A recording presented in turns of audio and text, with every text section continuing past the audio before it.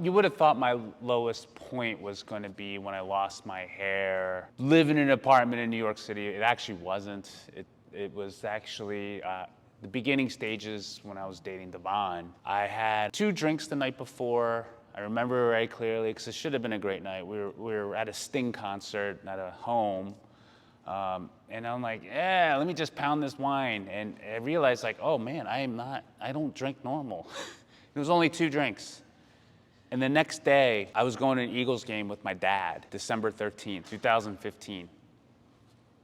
And I just remember being so low, depressed, sad, that I am now missing another birthday with my dad because I am so mentally obsessive in here and just crazy. And I just remember saying, like, I have missed so many birthdays with him. And I don't want to miss another one. I don't want to miss another important event. I want to be there. I want to be clear, thought, mind, everything. And so that was my lowest point. And that's when I got better. I'm always a believer in action. There's a lot of things you're in control of in your life. There's a lot of things you're not in control of in your life. What I hope is whatever you do out there is that I'll bring step work back into it. What can you control? You can control your grades, you can control your education, you can control if you have better people skills. You can't control if your boss actually wants to hire you or like you, all of it. You can't control the economy. I'd really focus on what you can control and just do it. And I think that's the best because I think when I spent way too much time in my life trying to control other people to try to make me fit them, when it should really be, hey, you be the best you, and then the person that will find you. It's absolutely true. It's like the moment that I started to not look for outside stuff, and by the way, it still happens today. When I start to look for other people, trying to do this, try to fit my narrative here and there, nobody hires me for stuff. Nobody wants to, because it's like, I think you're just not being real to yourself. You're trying to fit, and people could smell a lot of bullshit. And by the way, if you get the job, you're gonna get fired because you're not gonna be able to keep the job. I believe, you know, and I think like you should really just focus on you becoming better. And by the way, that doesn't mean isolating. I think when I say like, hey, you become better, I think a lot of people think, oh, I'm not gonna be in a relationship, I'm not gonna be around these toxic people, that, blah, blah. It's like, no, actually be around them so you can get better. Because you're gonna meet a lot of these people in the real work life. You should learn how to deal with your emotions, your mental state, your mental health, so you can be better. And I think you'll actually really stick out that way. Practical tip, allocate maybe 30 minutes just to be on social media and then don't look at it for the rest of the day. It's practical, I think.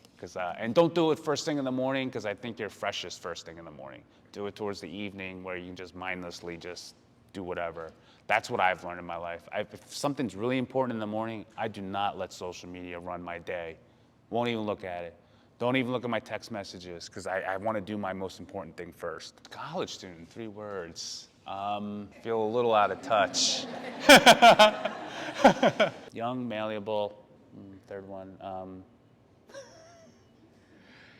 You guys seem quieter, you know what I mean, than my other generations. Like really, like I remember being in college and there were some loud people, even in like the audience and you know, just like and then like you guys seem quieter for some reason. Is that true? This is my culture, if I were to really be honest, is more Americanized. That is because I am adopted. That really played a huge part of my life because I hate to sound like this, like I was kind of like an espionage secret spy, you know, like, so I got to really see what white people thought, you know, behind closed doors because they thought I was one of them. So I think you guys should thank me.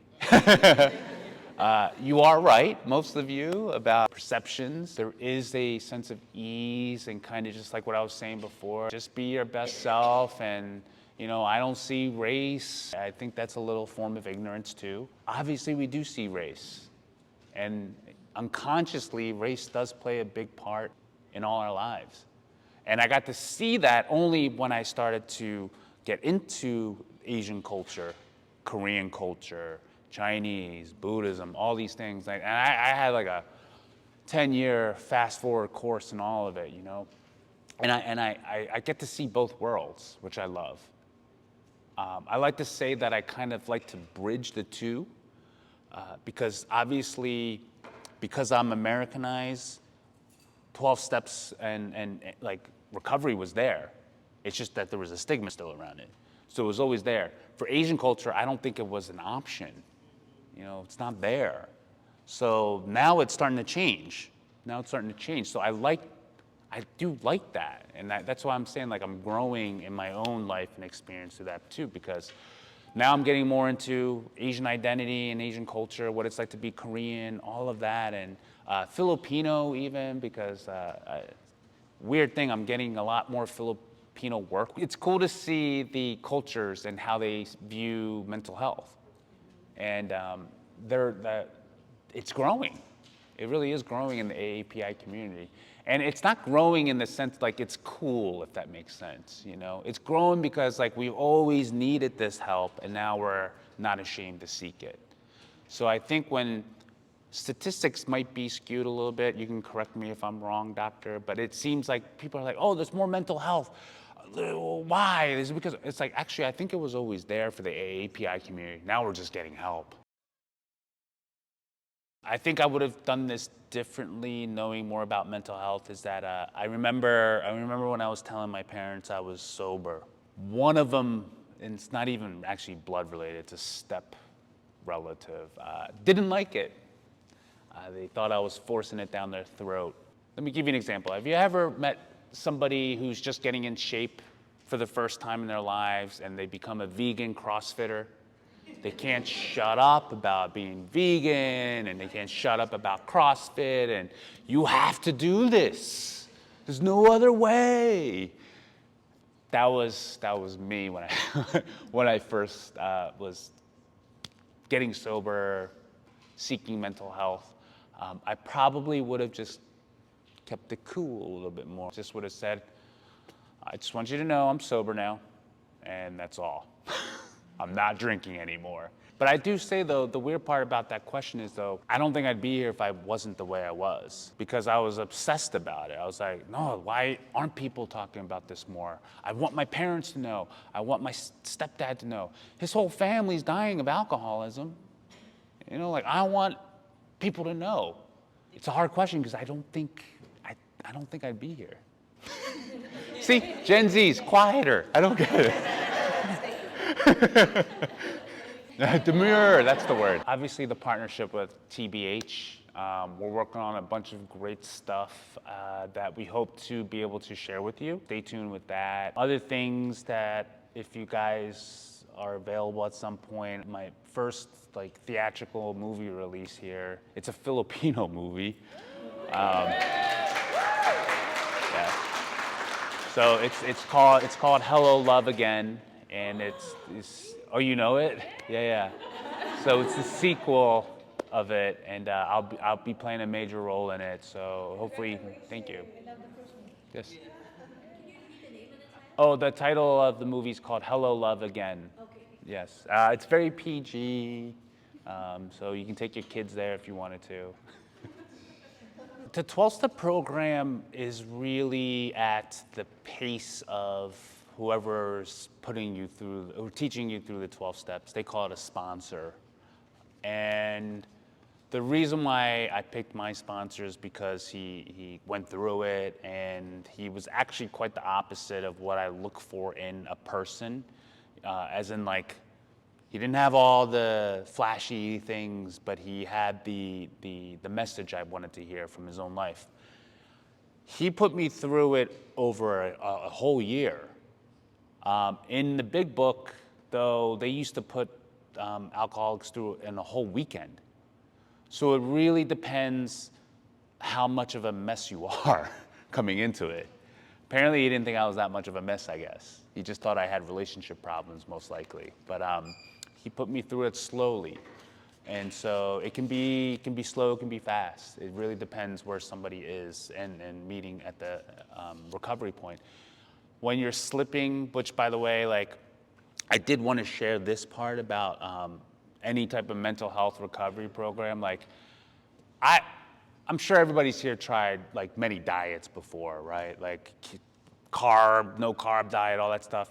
Unfortunately, a lot of programs have a low success rate. Even 12 steps, diets, everything. Even look at job employment, all that kind of stuff, right? Like diets have like a 10% success rate long term. Same thing with recovery. But I would say that I always go back to the same word that was taught to me, which is how willing are you? Like your willingness will dictate if you stay on the right track or not. And you can't really create it in the sense of like, I'm just gonna be willing. You can't do it through affirmations. You just have to do it because you just hit this gift of desperation of rock bottom. Like something has to happen. And that's where I truly believe my dad did something great for me. He let me fall. And I think that's where like a lot of maybe parents today, what I've read about the generations is that parents don't let them fall. He had to let me fall. Because that's the thing, if I don't fall, you are actually doing a disservice. This is what I was taught in my program. If my sponsor said, if I don't let you fall, I'm doing a disservice because you won't get that gift of rock bottom, of desperation to get better. If I just like let you just couch surf on my house, give you an allowance, like, oh yeah, and you spend it all on alcohol, whatever, like, I'm doing a disservice. It's actually almost like selfish because it's like, when I really think about it, it's like the person helping you makes you feel a little bit better, kind of caretaker-ish, but really, I think he did the best thing for me. Like, you gotta let people fall, hit that rock bottom. So that's why I said, look at your life, see if there's anybody enabling you in your life too, and maybe that you just have to hit a rock bottom first. Because by the way, when you hit a rock bottom, you go back up real fast on your own, which also I think builds your own self-esteem because you know you did it yourself. You didn't do it from somebody else. I truly feel like a Hapa, if you know what a Hapa is, which is half white, half Asian. Even though I'm not, I really identify with Hapas. Because they say the same thing, which I didn't know. They're not white enough, they're not Korean enough or Asian enough. I can't say that I feel that Korean, truly. Few reasons. Barely speak the language, barely. Know a few sentences. If I were to go to try to be an actor in Korea, there's no way. I mean, we accept them here, they don't accept me over there. Too dark, I don't speak Korean. Don't take the culture, like for instance, I won't drink with them. There's a lot of things that don't work my way. And this is my acceptance of it. It's like, okay, maybe I'm not culturally Korean. My blood is Korean, but I'm not culturally Korean. My culture is American. But when it comes to being Asian, I think Asian American is kind of like a third race here. Very much is. Like we're all Asian in people's eyes, but within each is a different culture and how we act and expect cultural expectations of each other. As much as I'd love to say I'm Korean American, to be honest, like I really more identify as being Asian American. And it's not in like I said, there was a lot of self-hatred back then, but what I just find right now is when I can't really do the things that Korean Americans or Koreans do, it's like I'm kind of like being a sheep in a wolf's skin, or a wolf in a sheep's skin. That's what it is. Just trying to act like, I look ridiculous, And I think this is where my acceptance is. I'm like, okay, I'm more like a Hapa. That's how I identify it. There's a lot of, obviously, backstory and history and assimilation. Also, too, there's a little bit of, I'd say, that causes a little bit of mental health in the sense of, like, not knowing your identity. I always go back to media. I do believe the more we just put more stories out there for ourselves, Filipino American, Filipino, like I meet so many Filipinos that like they don't listen to the judge and say, okay, I guess I'm American now, I'm gonna forget Tagalog or whatever. No, I mean, you just kind of, that's what I mean. Like, that's the acceptance part. Oh, I accept that the judge has his ways, but not at my own acceptance, And by the way, you're not harming anybody. That's the number one thing. Like, if you're harming somebody, yeah, sure, maybe we should change a little. But if you're not, I mean, Jesus, it's awesome. I love Filipinos. What originally inspired me to the arts was there was just no supply for it. And I just saw that in America, and I just said to myself, oh, why do Americans, as a spy in the white community, see Asians this way? Oh, they only see it because they only have access to Breakfast and Tiffany's, the Karate Kid. So if I know that growing up, and I know this is what white people watch all day long, and this is what the perceptions are of us, I just knew at a young age, I was like, so this is where I need to be. So I can change it if by the way, I say that as if I knew it was gonna change, but I didn't. I just knew that's what my calling was. I just knew, I was like, this is what I wanna do. That inspired my art because I wanted to tell the stories that I knew. Like, okay, the young hero's journey, just not being able to get the girl, overcoming challenges, and then finally getting the girl. Or whatever it could be, just whatever stories resonate with you. I think for you as an artist, it's very tricky because you never know, it's a very fickle industry. Something that's been taught to me from my acting coach, which I think, I wish she would have told us this during the whole 2 years I studied with her. She told us on the last day. I was like, this would have been nice to have known earlier. She said to the whole class, she said, just know you're only gonna be really good at playing one type of character. I know you wanna believe you can play the villain, all these things, but you're gonna actually find you're very good at one thing. And the whole industry will see you as that. That's not bad. Because as you mature and grow, you actually change. And because you change, you'll be able to play other characters. You'll only be seen as you.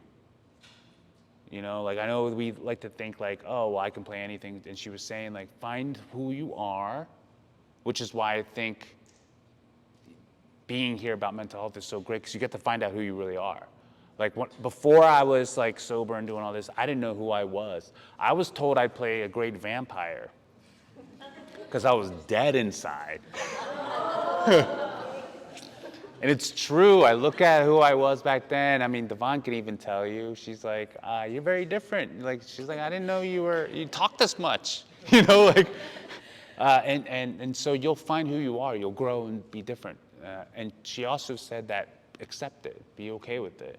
And also the other thing is, and I think this is practical advice, she said, if in 5 years you graduate college and you can't get a role in anything, even a student film, this is most likely not for you. Yeah, it's most likely not for you. And it's true because like, look, students are always looking for actors. You don't have to be a good actor. But if somehow in 5 years you can't even get a student film or make your own film, by the way, this might not be for you.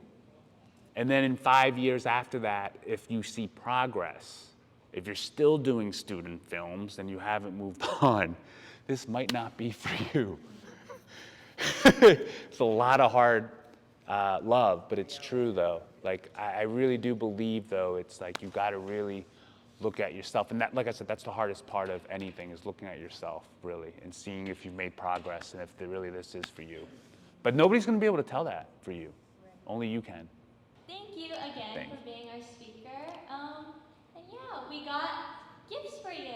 For me? For you. No, for you. It's for you guys.